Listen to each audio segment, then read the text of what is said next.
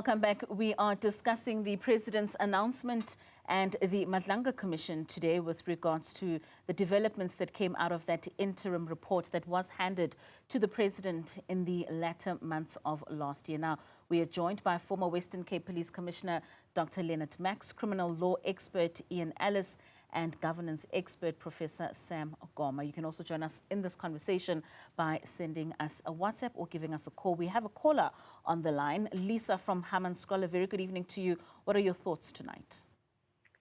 Yeah, hello, how are you? We are good, thanks. And what are your thoughts, Lisa? Yeah, my thought is that our president is not good to us. Whatever he's doing right now is wrong. In what way? Yeah, I think it's something that is hiding because he started firstly say, I'm going to put in a commission inquiry for everything that is happening. Another ad hoc now is an investigation again for people who's been implicated. That means there's nothing for us to hear or to understand, because what we're waiting for as South African people, we're waiting for President to do the right thing to the people who's been implicated. But what we're seeing right now is just a waste of time, resource, and money. All right, Lisa, thank you so much for your time and giving us your thoughts, thinking that it's a waste of time. The President having set up the Madlanga Commission, we're also seeing a parliamentary ad hoc committee and now also a task team that is being set up to continue with investigations. Kaya in Johannesburg, a very good evening to you. What are your thoughts this evening? Hi, ma'am. Thank you very much. Good evening to the viewers and to you as well. Ma'am, my thinking is this. So we've got an independent directory that is led by Johnson. And the President has recently appointed a gentleman from SIU that will lead the NPA. Why establishing another task team to look into this thing when we have the capacity to do this right now? And if needed, you can simply empower it by adding more people with skills and all of that to make sure these investigation and prosecutions are done speedily as possible. But now he's coming up with another task team that will come with something else after a very long time, when in fact people and the victims of this crime are still not having any form of justice. I mean, the person that was dumped in a dam, and also Babita, who was killed. We gathering so much information to understand that basically the alleged killers right now are not very far from being arrested and prosecuted. Yeah. All right, Kaya, thank you for your time and giving us your thoughts this evening, raising very pertinent points there. Perhaps, Dr. Max, let's pick up on what Kaya spoke about, saying that you already have agencies such as IDEC, you've got the NPA that now has a newly appointed head. Why is it that the President is still looking to other forms and other institutions for such to continue? Maybe as someone who has served as a police commissioner and understands whether it's resources or culture, whether you see sense in what Kaya is saying. Yes, I understand the frustration of our people in South Africa. Let me first deal with the first question, that why another team? Because it indicates there's nothing. In this case, we must understand that the Madlanga Commission is there to make recommendations and not findings of criminality. And based on that recommendations, as per their mandate, the President will then give the necessary instructions how to deal with our recommendations, what he actually did. On the other hand, the Directorate of Johnson, Advocate Johnson, is also accused of persecution, malicious prosecution of some people, some officers in the police. So it would be wrong to task them to do the necessary after they are being accused of any wrongdoing. So they might also become subject of the investigation.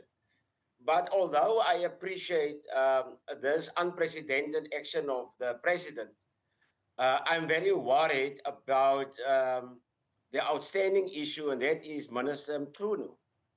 As you can recall, the Madlanga Commission was very, they worked hard the last Friday before they actually adjourned for the festive season to finalize the evidence of Minister Mchunu.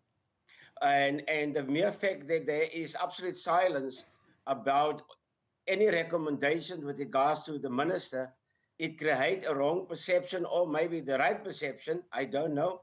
It depends from which side you are looking at it. That ANC and the president is covering up for ANC cadres. And if there is a recommendation that something more needs to be done, I think to give credibility and enhance credibility of the Madlanga Commission, that the president should say and inform South Africans about that. And maybe let's just continue on the tangent of the exclusion of Minister Mchunu, Professor Koma. And there was also questions raised about General Shadrack Sibiya as well. What do you think is the thinking behind those exclusions from those referrals?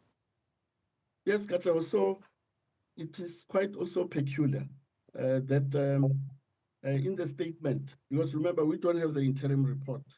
That report has not been released to us as members of the public. So we don't know what is contained in the report in respect to the witnesses that implicated Mr. Senzo Mchunu. So I also have a sense that it was a missed opportunity on the part of the president to announce an action that he intends to take against Mr. Senzo Mchunu, who's been implicated by several witnesses, because there is prima facie evidence pointing to political interference on the part of Mr. Senzo Mchunu in the manner in which he proceeded to disband the political task team. I thought the president will use the interim report to then action consequence management against Mr. Senzo Mchunu. I'm asking myself, what more evidence does the president require to apply his mind and arrive at a decisive action to be taken against Mr. Senzo Mchunu? So that remains a peculiar observation to make in respect to Mr. Senzo Mchunu. As I said earlier, there is evidence before the commission. He's been implicated by several witnesses, and we now know that factually there was political influence in the manner in which the disbandment of the political task team was carried out by the minister then. Ian, do you agree that this was a missed opportunity by the president for Minister Mchunu, and was there an expectation for Shadrack Sibiya also to be included there? If I could put it this way, this was a missed opportunity by the president on a lot of grounds, not just simply on the issue of Mchunu and General Sibiya.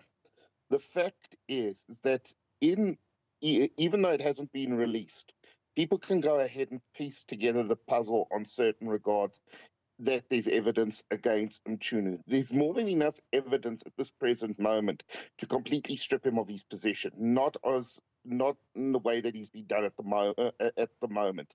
The problem is, what's coming across is that this is a smokescreen. Even the point of having another SIU created to investigate another entity isn't taking the matter any further, and it's just creating almost like a smokescreen to say to the South African public, see, we're doing something, when in reality they're not doing anything. The fact is, Sibiya, they could take steps against. They could take steps against Minister, if we can go ahead and still call him that, Mchunu, and that they should have, in actual fact, and that there's more than enough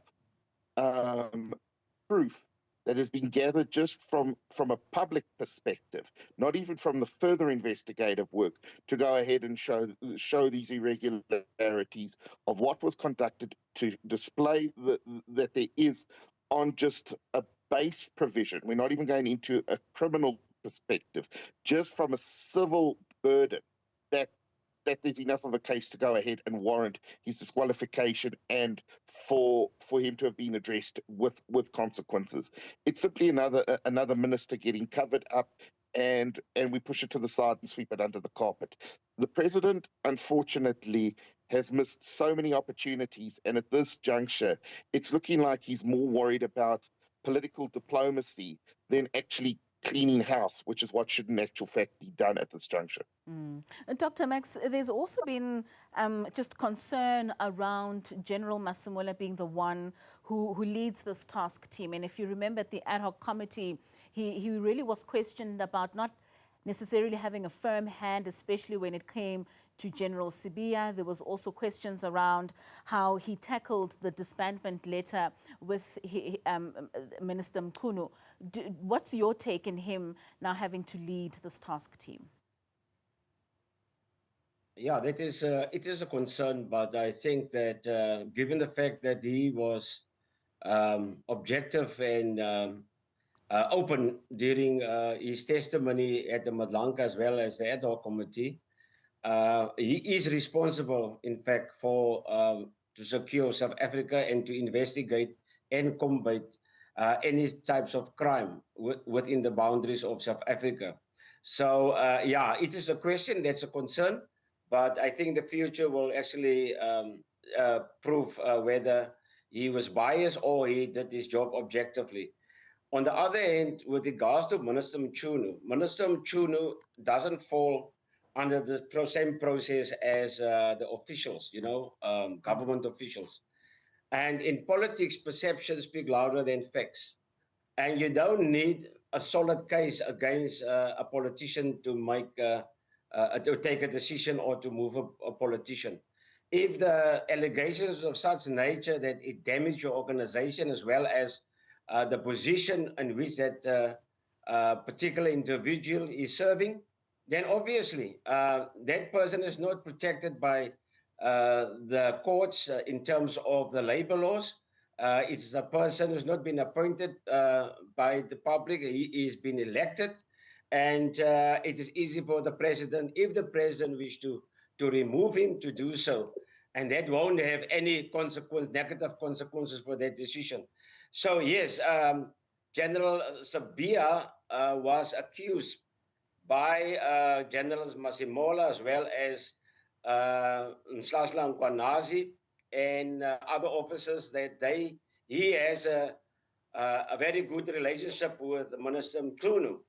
And there were also speculation and rumors that Minister Mchunu eyed him as the next national commissioner, to have his own appointed national commissioner, because Masimola was seen as appointee of Bheki Cele.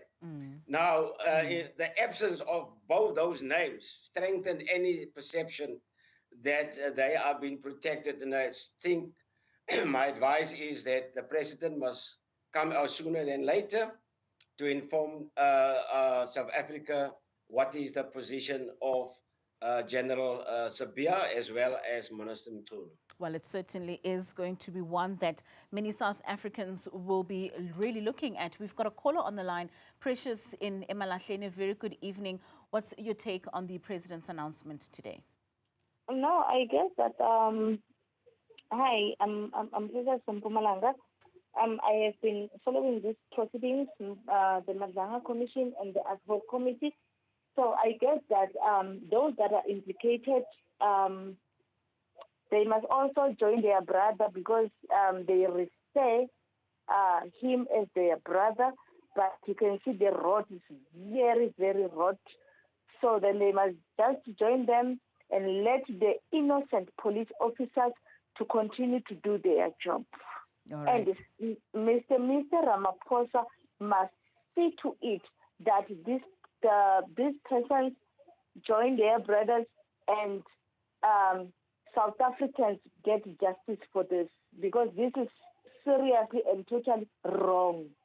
All right, Precious, thank you for your time and giving us that call. We also have Mduduzi in Johannesburg. Mduduzi, a very good evening to you. What are your thoughts today?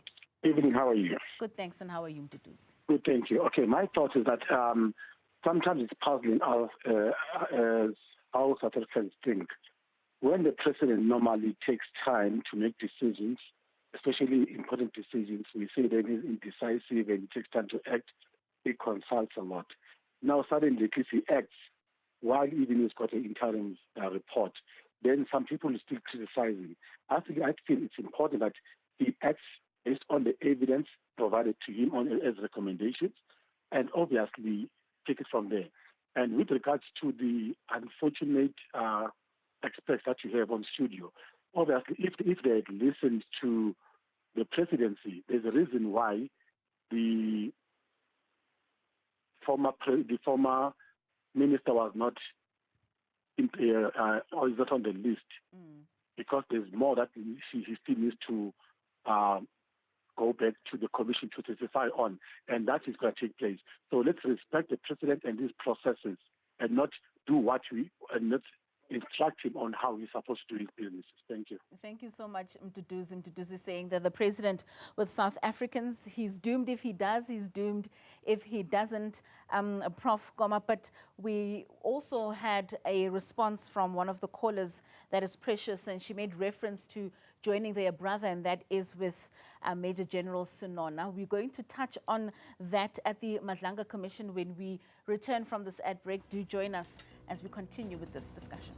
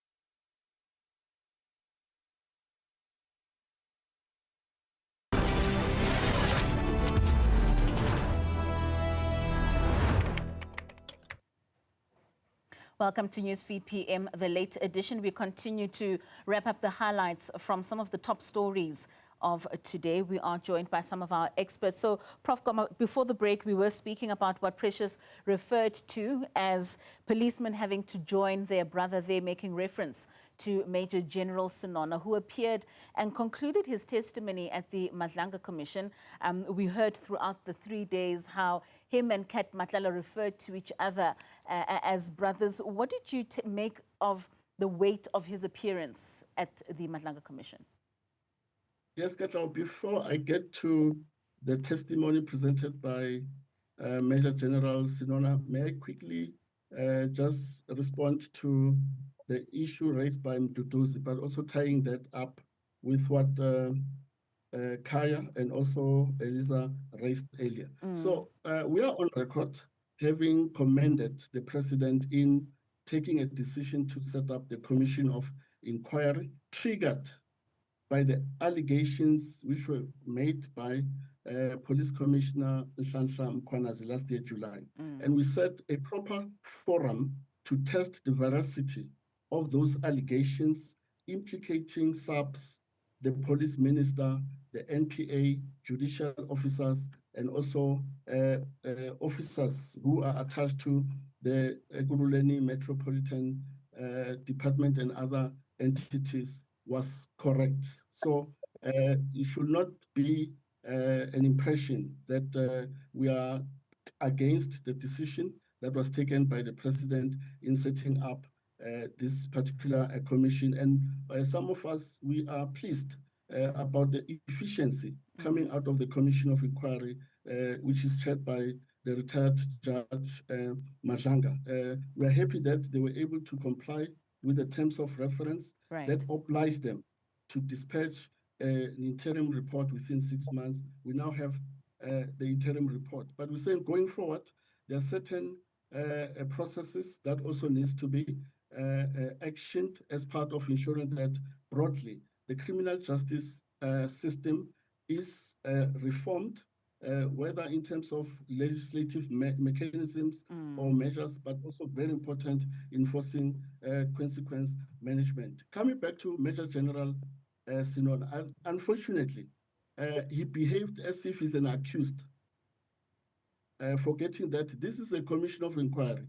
It is set up to inquire allegations and not to, of course, perceive the witnesses as accused persons. He remains a witness who's supposed to assist the commission to arrive at facts, findings, and very important, coming up with recommendations aimed at overhauling this criminal justice system and also looking at the consequence management that needs to be actioned. So that's the perspective that needs to be understood. Yeah. Most certainly. So, gentlemen, just in the interest of time, as we wrap this up, Dr. Max, maybe your take on Major General Sinona and just what he represents in terms of the trust that the public could have in police officials.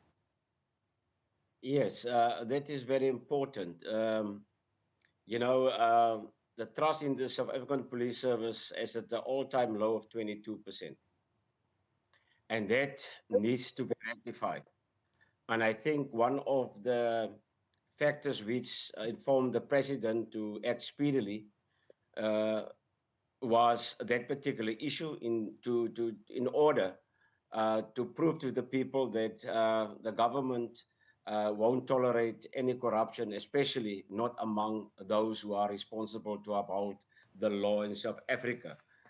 On the other hand, is that his evidence is very questionable and his integrity, as seriously questionable. The mere fact, as far as the huge consignment of drugs is concerned, the cocaine, as a commander in his position, he should have went to this particular place and inspected the area to see whether it is fit to keep such a huge consignment of drugs. He didn't do that. And there's no particular instruction proven to the commission. Because his intimation is contradicted by other evidence or statements by his juniors that there was no instruction given to inspect or to visit that place on a regular basis. My inference is that drugs were placed there with the intention to be removed by somebody. Therefore, it was placed there without any guarding and in a vulnerable situation, a vulnerable place. So yes, and I'm thankful for the Hawks who are already busy to institute disciplinary action. He pleaded yesterday to the Madlanga Commission for protection against this intended disciplinary action. And the judge said to him correctly that he is not, and the commission is not in a position to provide him such protection. All right, let's round it off with you, Ian Allis, with regards to Major General Sinona. He was previously described as a hostile witness. Do you think that he shed light on this interference that is being investigated? One thing he did definitely shed some light on is the fact that we don't know where crime begins and where the police actually end. It's starting to seem like the police are more involved in organized crime than even the criminals are coming across as. And that's actually more of a worry, because even with this new commission and looking at how it's going to be led and with whom it's going to be led, individuals have also come under a bit of if one could say, scrutiny during the course of the Madlanga Commission, is it doesn't bode well, because how are you going to go ahead and investigate individuals who aren't even bothering to hide the fact that they're involved in criminal enterprise and that they're so close and have such a good relationship with members of organized crime? That is the first problem. And that's exactly the picture that Sonolo painted during his testimony in front of the commission. So now here comes, who is going to investigate these people, and how are you going to go ahead and look at prosecuting them, which is also going to create another issue in that this SIU that's going to be appointed is not going to be ideally placed unless, and this from my opinion would be that they have to look at almost a semi-hybrid model of privatized former police as well as law enforcement officials, because who knows where the corruption and the rot actually, how deep it actually lies. And you're going to have the crooks going ahead and investigating other crooks in this, which is just going to make things worse. Well, it certainly is, but I know I said I wanted to wrap this up, but Prof. Koma, maybe I just want to bring you in here, especially with regards to the breaking news that we just saw there with Judge Aubrey Ledwaba being up for the judge president position in the Gauteng division of the High Court, and him being the only candidate. What's your take on that? Yes, Katlego. In fact, when I read the president's statement, I was surprised that there was no referral made involving the acting judge president Aubrey Ledwaba and magistrate Vusi Mahlangu, who have since been implicated by witnesses who came before the commission. So it would be interesting to find out if in the interim report there is that referral either to the Judicial Service Commission or any other fora to look into the conduct of these two judicial officers as per the terms of reference of the Madlanga Commission. All right, gentlemen, thank you so much for your time and your insights this evening. It certainly has been valuable. We were joined by the former Western Cape Police Commissioner, Dr. Lennit Max, criminal law expert, Ian Allis, and governance expert, Professor Sam Koma. Thank you so much, gentlemen, for your time. Well,